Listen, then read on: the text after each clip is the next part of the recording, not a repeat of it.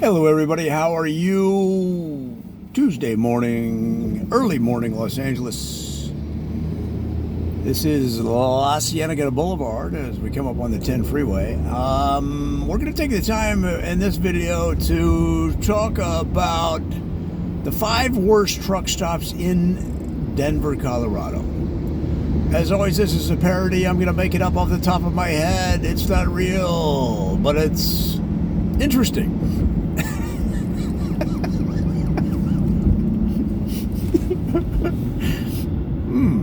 It's quite a description. Interesting way to describe it.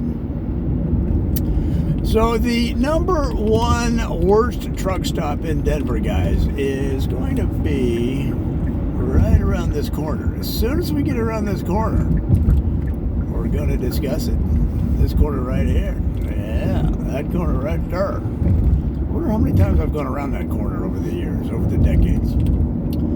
All right, so Meatball Truck Stop. Now remember, these might be known to you in your, in other words, I call them truck stops. Some people call them travel centers. But truck stop, to me, is more descriptive.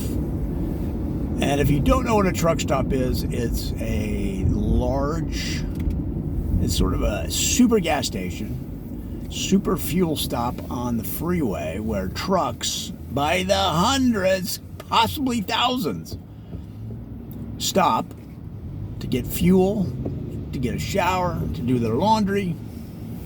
It's basically like a pit stop for trucks. Now, autos can also get gas too, but you're not the main act. Okay, the main act is for truckers. So don't come into that truck stop throwing your weight around like, hey, my 1985 AMC Pacer needs fuel. Nobody cares.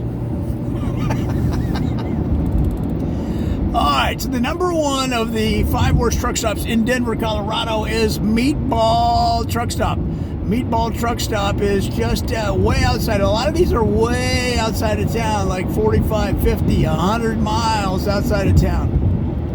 And Meatball Truck Stop, guys, is the architecture is a giant meatball. You can't help but see it from the freeway, and it gets a lot of business just because people are going, hey, are you going to the meatball? Breaker 19, this is Red Rover talking to Squirrel. Squirrel, you stopping over there at the meatball? Oh yeah, we'll be over there. Right? And that's them truckers talking to each other about going to the meatball. Well, why is it so bad then if it's so popular? Well, guys, I mean, come on. They got meatballs on the wall, meatballs on the floor, meatballs on the menu, meatballs in the men's room, in the women's room, on the ceiling, on the toilets. They got meatballs on the light bulbs. Guys, they got meatballs on the brain. I can't take it. No more meatballs. It's too much. Take a theme and drive it into the ground. That's the theme at Meatball Truck Stop. That's a no-go for me. Now, number 2 is Phonograph Truck Stop. Phonograph, as in record player. Okay, a phonograph is an old school record player. A record player is an old school stereo. A stereo is an old school Sony Walkman. A Sony Walkman is an old school iPhone. They're all there to play music, guys, and Phonograph Truck Stop has one of the deepest music selections of any entity in the state, bar none, including radio stations, including production houses. Well, why then would that be a problem when they're playing beautiful music inside this truck stop? Well, guys, that's the problem. They're not. They've got the best music selection of any entity in the state, and what are they playing?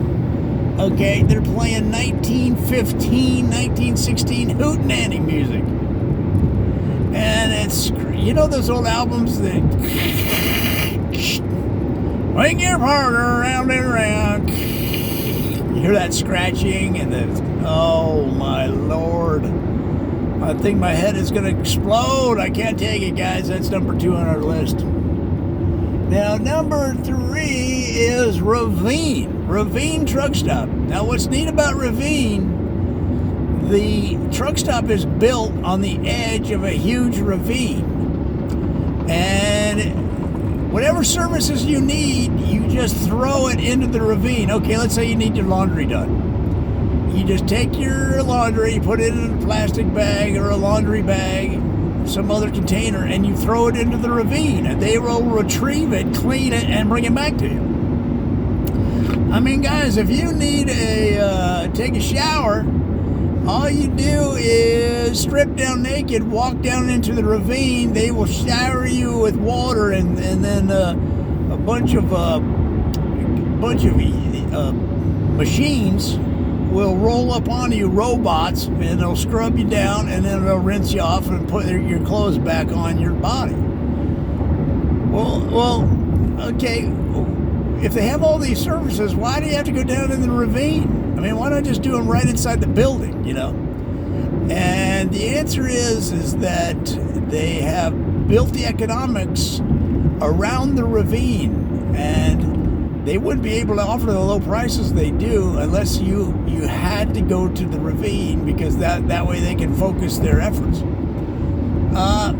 I just don't understand it. If I don't understand it, I can't give it a thumbs up. That's going to be a no for me, guys. Now, number 4 is Doodad Truck Stop. I mean, come on, guys. It's way up north of Denver. Doodad Truck Stop. Well, that's a fun one because you go in with every purchase. I don't care if you're buying gloves, a scratchy wool pullover, overalls, a trucker hat, or a Thomas guide to the gosh darn Western Hemisphere. You get a free doodad with every purchase. It's like a Cracker Jack box with the prize inside, guys. It's unbelievably fun. And you don't know what kind of doodad you're going to get. Maybe it's going to be a sewing kit, okay? Maybe you're going to get a magnet that goes on the fridge. Maybe you're going to get a bottle cap that doubles as a ninja star. Guys, I mean, it's so much fun. Sometimes you may want to split up your purchases just to get more doodads. Well, what's the problem with that? How come that's not a good truck stop? Guys, come on. Doodad Truck Stop. They spend all their money on the doodads, and the prices are too high because of it. I mean, they know how to hook you, and you guys fall for it every time and get those free doodads. Well, did you stop for a minute to look at the price on a can of beans? All right, that you're going to eat in the truck? You know what I'm saying? Did you see the price on a CB radio antenna? That's all I'm saying. Guys, it's way too expensive. They're just paying for the doodads. That's a no-go for me. And let's do one more, guys, just for fun. Let's take a look. You get your no, don't do that. You got your Nocturne Truck Stop. Well, listen, I mean, I'm rolling around this country all the time. Myself, I'm not a trucker, but I travel. And Nocturne Truck Stop's only open at night. Only open at night, Nocturne. And listen, if that's you, then fine. But guys, I'm always traveling during the day as well. I never know. How do you know what time you're going to come rolling past Nocturne? You come up there, you need some gas, you need some fuel, you need a shower, and it says not open till sundown. Are you out of your mind, Nocturne? And the excuse they give, the story they give, is that they save on air conditioning. Well, I mean, come on, man. You got truckers. You know what the number one job in America is? Truckers. There are like 400,000 or 500,000 truckers. Are you telling me you can't make enough money to keep the AC on during the day? Because, I mean, you got truckers coming in every 3 seconds. There's a new truck. I've been behind them. Have you ever tried to turn left at a stoplight? that has even if it has a left turn signal, when you're behind 8 trucks, it takes them a day and a half to get started up again, guys. I mean, if you can't make money out here doing that, you're not going to be able to make money even at night. So I don't see them long for this world. I don't think they're going to last, guys. So that's a big no for me. Nocturne truck stop out there in Denver. Well, guys, Denver, of course, is one of the central locations, one of the hubs of transit and transportation in the western states. And truck stops are an important key to keeping those truckers fat and happy on the road, so they keep the goods moving, keep this country rolling. So, in that case, I'm going to suggest you avoid these 5 truck stops that I just mentioned. And for that reason, guys, I hope it helps you. If you know of any others we should be aware of, leave a message, because when you share information, the whole community grows stronger. Come on back for more.